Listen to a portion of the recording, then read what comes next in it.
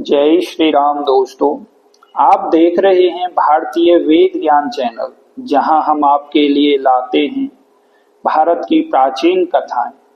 आज की हमारी कथा है भक्त गोकर्ण की। पूर्व काल में दक्षिण भारत की तुंगभद्रा नदी के तट पर एक सुंदर नगरी थी। वहां आत्मदेव नामक एक सदाचारी, विद्वान तथा धनवान ब्राह्मण रहता था। उसकी स्त्री का नाम धुंधुली था। वह बड़ी कलहकारिणी थी।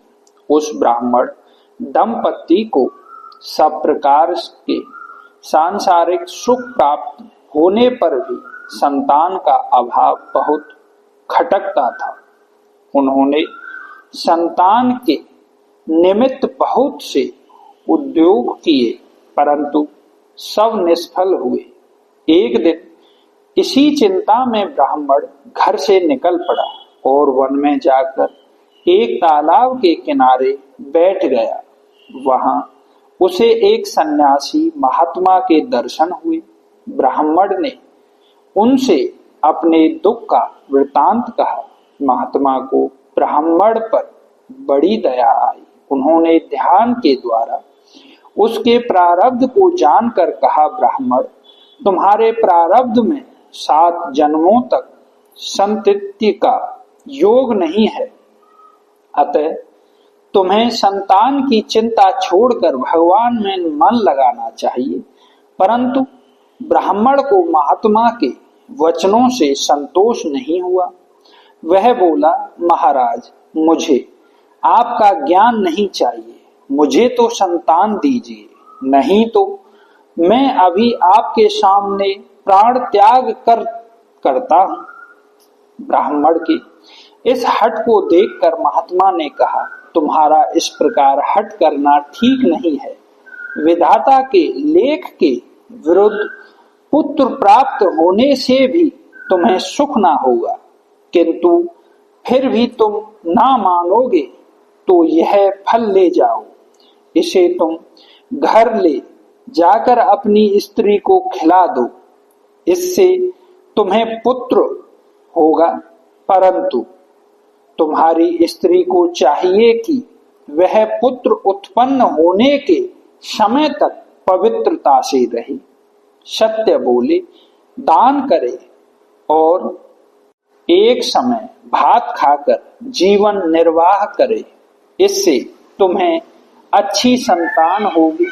यह कहकर ब्राह्मण को उन्होंने एक फल दिया। ब्राह्मण ले जाकर फल अपनी स्त्री को दे दिया। उसकी स्त्री ने सोचा, फल खाने से मुझे नियम पूर्वक रहना पड़ेगा और गर्भ धारण से भी कष्ट होगा और पुत्र उत्पन्न हो जाने पर उसके लालन पालन में बड़े कष्टों का सामना करना पड़ेगा। इससे तो बाज रहना ही अच्छा है। यह सोचकर उसने फल अपनी गौ को खिला दिया और पति से झूठ मूठ कह दिया कि मैंने फल खा लिया।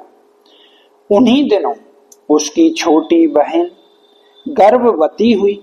धुंधुली ने उसके साथ यह तय कर लिया कि जो संतान उसे होगी उसे लाकर वह धुंधुली को दे देगी। समय आने पर धुंधुली की बहन के एक पुत्र हुआ और उसने उसे लाकर धुंधुली को दे दिया। लोक में यह प्रसिद्ध कर दिया गया कि धुंधुली के पुत्र हुआ है और उसका नाम धुंधुकारी रखा गया। 3 मास के अनंतर गौ को भी एक बालक उत्पन्न हुआ। उसके सभी अवयव मनुष्य के से थे, केवल कान गौ के से थे। इसलिए उसका नाम गोकर्ण रखा गया। गोकर्ण देखने में बड़े सुंदर, तेजस्वी और बुद्धिमान थे।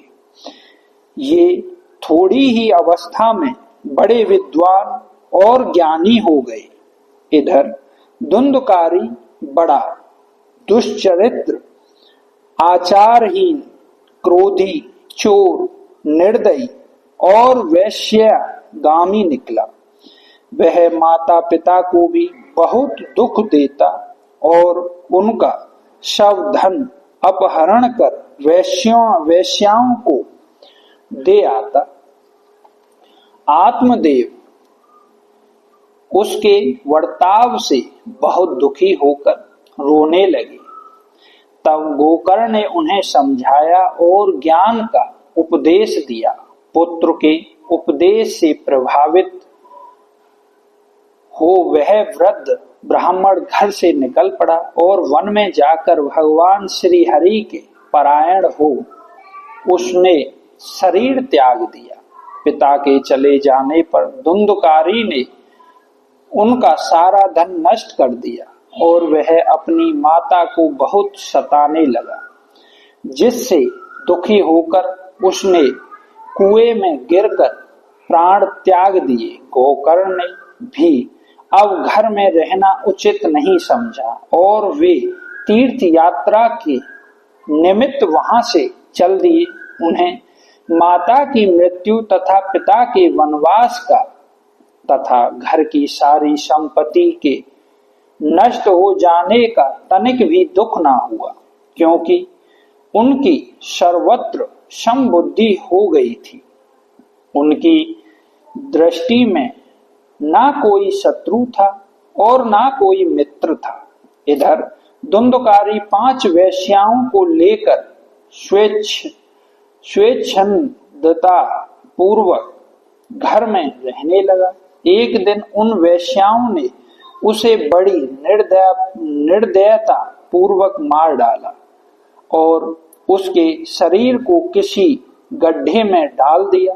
धुंधकारी अपने दूषित कर्मों से प्रेत योनि को प्राप्त हुआ और इधर उधर भटकता हुआ बहुत कलेश पाने लगा। गोकर्ण ने जब उसकी मृत्यु का समाचार सुना तब गया जाकर वहां उसका श्राद्ध किया और फिर जिस जिस तीर्थ में वे गए वहां उन्होंने बड़ी श्रद्धा के साथ उसे पिंडदान दिया। गोकर्ण तीर्थ यात्रा करके लौट आए। वे जब रात को घर में सोने गए तब प्रेत बना हुआ धुंधकारी वहां अनेकों प्रकार के उत्पात मचाने लगा।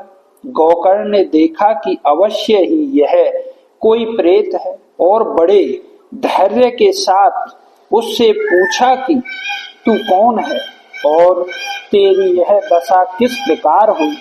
यह सुनकर धुंधकारी बड़े जोर से रोने लगा, किंतु चेष्टा करने पर भी कुछ बोल ना सका। तब गोकर्ण ने अपनी अंजलि में जल लेकर मन ही मन कोई मंत्र पढ़ा और उस जल को उस प्रेत के ऊपर छिड़क दिया, जिससे वह पाप मुक्त होकर बोलने लगा। उसने बड़े दीन शब्दों में अपना सारा वृतांत कह सुनाया और वह भीषण यातनाओं से छूटने का उपाय पूछा। गोकर्ण ने सोचा कि जब इसकी गया श्रद्धा से भी मुक्ति नहीं हुई तब इसके लिए कोई असाधारण उपाय सोचना पड़ेगा। साधारण उपायों से काम नहीं चलेगा। उन्होंने प्रेत से कहा, अच्छा इस समय तुम जाओ, तुम्हारे लिए अवश्य कोई उपाय सोचेंगे, भय ना करो। दूसरे दिन गोकर्ण ने कई विद्वान योगी और ब्रह्मवादियों से इस विषय में परामर्श किया। उन सब की राय यह हुई कि भगवान सूर्य नारायण से इस विषय में पूछा जाए और वे जो उपाय बताएंगे वही किया जाए। गोकर्ण ने उसी समय सबके सामने मंत्र बल से भगवान सूर्य देव की गति को रोककर उनकी स्तुति की और उनसे इस संबंध में प्रश्न किया।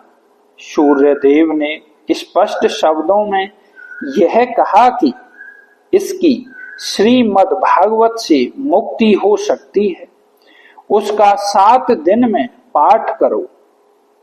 यह सुनकर गोकर्ण श्रीमद् भागवत के पारायण में प्रवृत्त हुए। गोकर्ण के द्वारा श्रीमद् भागवत के पाठ का समाचार सुनकर आसपास के गांवों के बहुत से लोग वहां एकत्र हो गए। जिस समय व्यासासन पर बैठकर गोकर्ण ने कथा कहनी आरंभ की, उस समय धुंधकारी प्रेत भी कथा मंडप में आया और बैठने के लिए इधर उधर स्थान ढूंढने लगा। उसने देखा कि वहां 7 गांठों का एक ऊंचा सा बांस खड़ा है। वह वायु रूप तो था ही, उसी बांस की जड़ में एक छिद्र में घुसकर बैठ गया।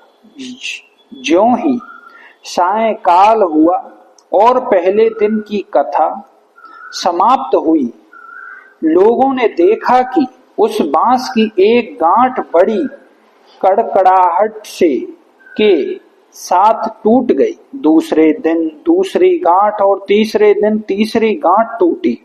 इस प्रकार 7 दिन में उस बांस की 7 गांठें टूट गईं और कथा समाप्त होते होते वह धुंधकारी प्रेत योनि को त्याग कर दिव्य रूप को प्राप्त हो गया। लोगों ने देखा उसके गले में तुलसी की माला पड़ी हुई है, मस्तक पर मुकुट विराजमान है, कानों में कुंडल सुशोभित हैं, उसका श्याम वर्ण है और वह पीतांबर पहने है। वह गोकर्ण के सामने आकर खड़ा हो गया और हाथ जोड़कर कहने लगा, भाई गोकर्ण, तुमने मुझ पर बड़ी दया की जो मुझे इस प्रेत योनि से छुड़ाया। अब मैं इस दिव्य शरीर को प्राप्त कर भगवान के परम धाम को जा रहा हूं। देखो, मेरे लिए यह विमान खड़ा है और भगवान विष्णु के पार्षद मुझे बुला रहे हैं। यह कहकर वह सब लोगों के देखते हुए विमान पर आरूढ़ होकर भगवान विष्णु के परम धाम को चला गया। श्रावण के महीने में गोकर्ण ने फिर उसी प्रकार श्रीमद् भागवत की कथा कही। कथा समाप्ति के दिन स्वयं भगवान अपने पार्षदों सहित अनेक विमानों को साथ लेकर वहां प्रकट हुए और जय जयकार की ध्वनि से आकाश गूंज उठा। भगवान ने स्वयं अपना 5 जन्य शंख बजाया और गोकर्ण को हृदय से लगाकर अपना चतुर्भुज रूप प्रदान किया। देखते देखते मंडप में उपस्थित श्रोतागण भी विष्णु रूप हो गए और उस गांव के और भी जितने लोग थे वे सब के सब महात्मा गोकर्ण की कथा कृपा से विमानों पर बैठकर योगी दुर्लभ विष्णु लोक को चले गए। भक्त वत्सल भगवान भी अपने भक्तों को साथ लेकर गोलोक को चले गए। इस प्रकार उस महान भक्त ने अपनी भक्ति के प्रभाव से गांव भर का उद्धार कर दिया। तो ये थी भक्त गोकर्ण की कथा। इसी की तरह और भी प्राचीन कथाएं सुनने के लिए बने रहिए हमारे चैनल भारतीय वेद ज्ञान के साथ। वीडियो पसंद आई हो तो लाइक करें, शेयर करें और चैनल को सब्सक्राइब करें। धन्यवाद।